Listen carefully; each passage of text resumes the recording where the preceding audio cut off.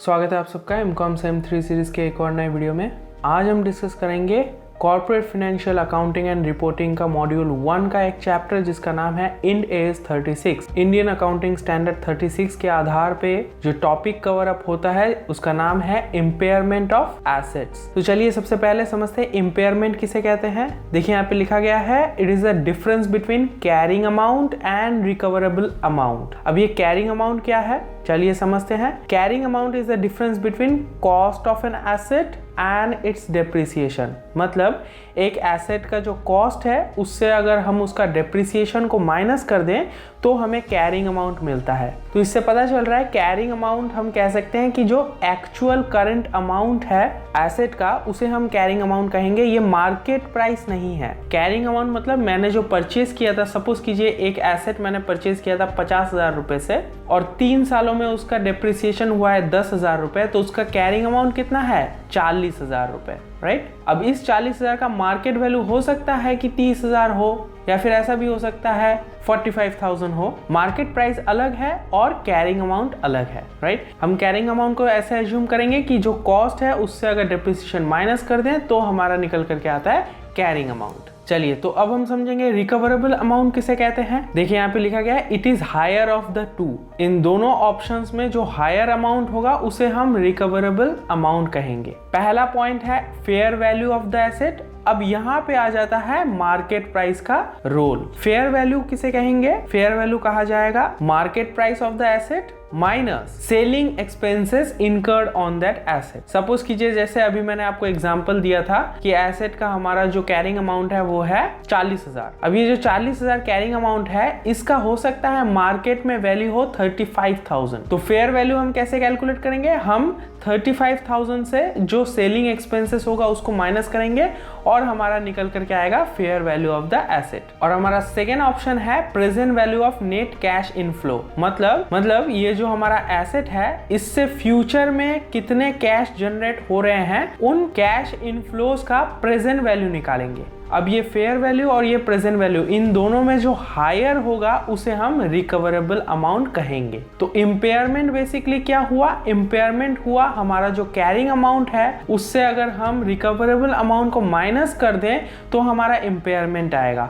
अब ये देखा जाता है कि कैरिंग अमाउंट सपोज कीजिए 40,000 है और रिकवरेबल अमाउंट सपोज कीजिए 30,000 है, तो हम देख सकते हैं कि 10,000 हमारा इम्पेयरमेंट है और ये एक काइंड ऑफ लॉस है, राइट। चलिए इसी कंसेप्ट को हम एक प्रैक्टिकल सम के साथ समझते हैं। देखिए यहाँ पे कहा गया है Giza limited purchased an asset for ₹1,10,000 on 31 मार्च 2015। अब 31 मार्च को हम 1 अप्रैल 2015 भी कह सकते हैं, राइट, फॉर आवर कन्वीनियंस। देखिए फिर बोला गया है expected life of the asset was 10 years। 10,000 was expected to be realised after its life. मतलब 10 साल के बाद जब ये एसेट किसी काम का नहीं बचेगा तो आफ्टर इट्स लाइफ हमें 10,000 रुपए मिल सकता है, यानी कि इसे हम कह सकते हैं it is a salvage value, right. फिर बोला गया ऑन 1 अप्रैल 2020, यानी कि परचेस करने के 5 साल बाद, राइट। 2015 को परचेस किए थे और 2020 को कुछ एक घटना घटा है। चलिए देखते हैं क्या हुआ है।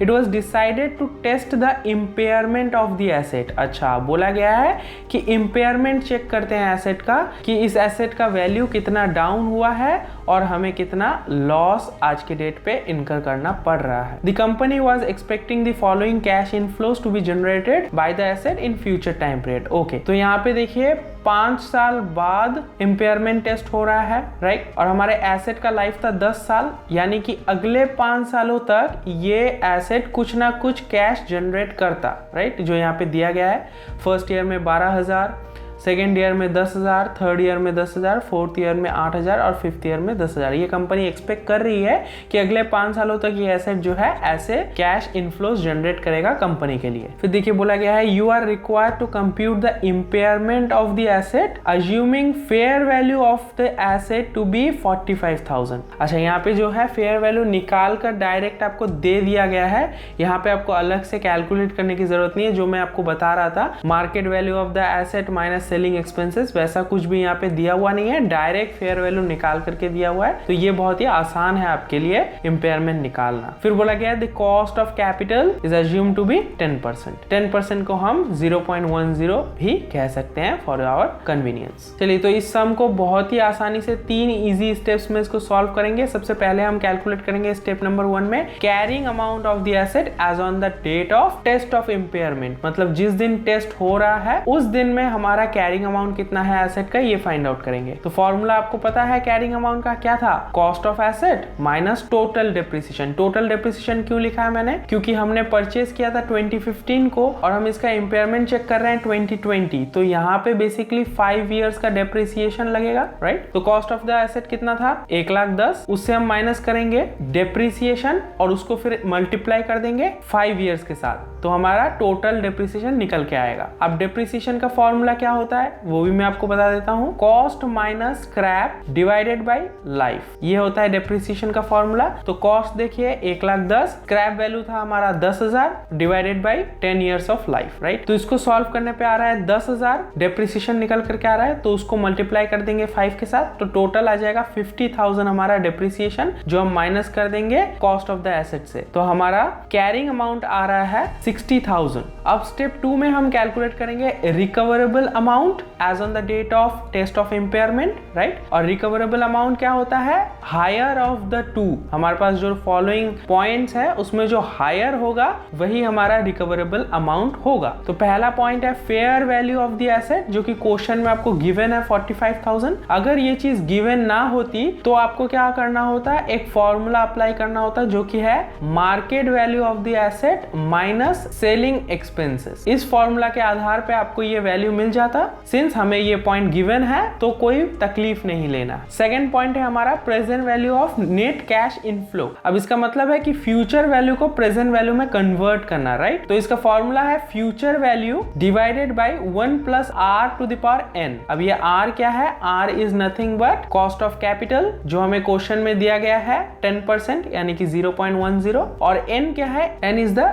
Number of years. तो चलिए इस फॉर्मूला को हम इंप्लीमेंट करते हैं। फर्स्ट ईयर में हमारा एक्सपेक्टेड कैश इनफ्लो था 12,000, उसको हम डिवाइड करेंगे 1 plus 0.10 whole to the power 1। फिर सेकेंड ईयर पे कितना एक्सपेक्टेड था नेट कैश इनफ्लो 10,000, नीचे 1 प्लस 0.1, तो उसको मैंने डायरेक्ट लिख दिया है 1.10 टू द पावर 2, क्योंकि ये सेकेंड ईयर का कैश इनफ्लो है। थर्ड ईयर का 10,000 divided by 1.10 to the power 3, because ये थर्ड ईयर का कैश इनफ्लो है। फोर्थ ईयर का cash inflow 8,000 divided by 1.1 to the power 4, because ये फोर्थ ईयर का कैश इनफ्लो है। और फिफ्थ ईयर का भी 10,000 divided by 1.10 to the power 5, because ये फिफ्थ ईयर का कैश इनफ्लो है। Basically 12,000 into 1 by 1.10 to the power 1, ये वाला पोर्शन जो है आपको कैलकुलेटर में करना होगा। यहाँ पे आप देख सकते हैं 1 बाई 1.10 इक्वल करेंगे तो हमारा ये वैल्यू आ रहा है। अब आप लगातार इक्वल करते जाइएगा तो आपको नेक्स्ट वैल्यूज जो है मिलते रहेंगे, जो कि आप देख सकते हैं यहाँ पे। फिर आप एंटर क्लिक करेंगे तो नेक्स्ट ईयर का वैल्यू आ जाएगा, फिर इक्वल क्लिक करेंगे तो नेक्स्ट ईयर का वैल्यू, और फिर इक्वल क्लिक करेंगे तो नेक्स्ट ईयर का वैल्यू।